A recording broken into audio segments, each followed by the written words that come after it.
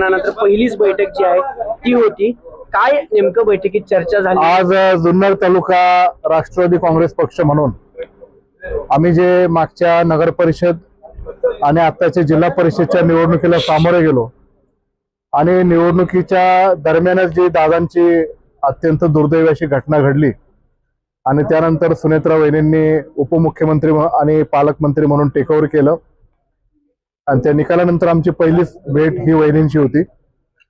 प्रथमतः दादांचे असं दुर्दैवी झालं हे आमचं शीर्ष नेतृत्व हे आमच्यातून गेल्यानंतर त्याची वेदना तर आम्हाला होतीच, पण आता राष्ट्रवादी काँग्रेस पक्ष पोरका झालं की काय अशी भावना जी आमची होती, तर त्यातून सुनेत्रा वहिनी ज्या उपमुख्यमंत्र्यांनी पालकमंत्री झाल्यात त्याबद्दल आम्हाला निश्चित आमच्या मनामध्ये तो आनंद आहे. अशा आव्हानात्मक परिस्थितीमध्ये सर्व दुःख बाजूला सारून नेतृत्व स्वीकारणं आणि त्याच धीराने प्रत्येक कार्यकर्त्याला एक कुटुंब प्रमुख म्हणून पुढे जाण्याचं सुनेत्रा वहिनींचं कौतुक करणं करावं तेवढं थोडं आहे.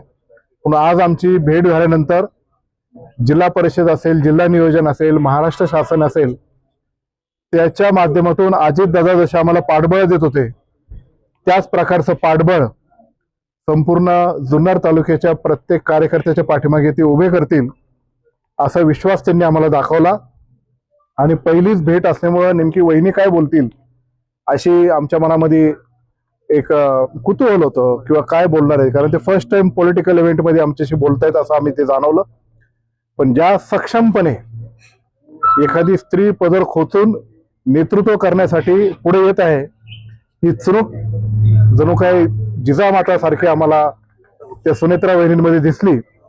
आणि सुनेत्रा वहिनींनी ज्या पद्धतीने आम्हाला मार्गदर्शन केलं तर खरोखरच सुनेत्रा वहिनी अत्यंत सक्षमपणे या राष्ट्रवादी काँग्रेस पक्षाचं नेतृत्व करतील, आम्हाला सर्वांना तो विश्वास आहे.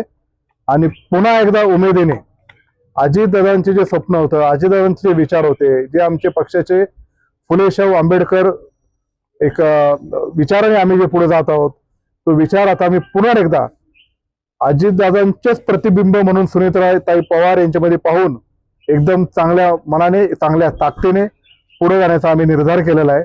आणि आजची मीटिंग आम्हाला खरोखरच जुन्नर वासियांना खूप मोठी ऊर्जा देणारी ठरली असं आमचं सगळ्यांचं मत आहे. नाही, तक्रारी काही मांडल्या नाही, फक्त जुन्नर तालुका आम्ही सगळे एकत्रितपणे पुढे जात असताना आम्हाला अजितदादांचं पाठबळ खूप मोठं होतं. त्याच प्रकारचं पाठबळ किंवा विशेषतः आता तिथं राष्ट्रवादी काँग्रेस पक्षाच्या विचाराचा आमदार नसला, 2 राष्ट्रवादी स्प्लिट झाल्यामुळं जे आम्हाला फटका बसला ते आम्ही आता सारं विसरून आम्ही एकत्रितपणे पुढे जाण्याचं ठरवलेलं आहे. तर आम्हाला पुढे जात असताना जिल्हा परिषदचं एखादं पद आमच्या जुन्नर तालुक्यामध्ये प्राप्त व्हावं ही आम्ही ती विनंती केली आणि त्यातून निश्चितच सकारात्मक विचार करून जुन्नरकरांच्या पाठीमागे मी खंबीरपणे उभे आहे असं वहिनीने आम्हाला शब्द दिला.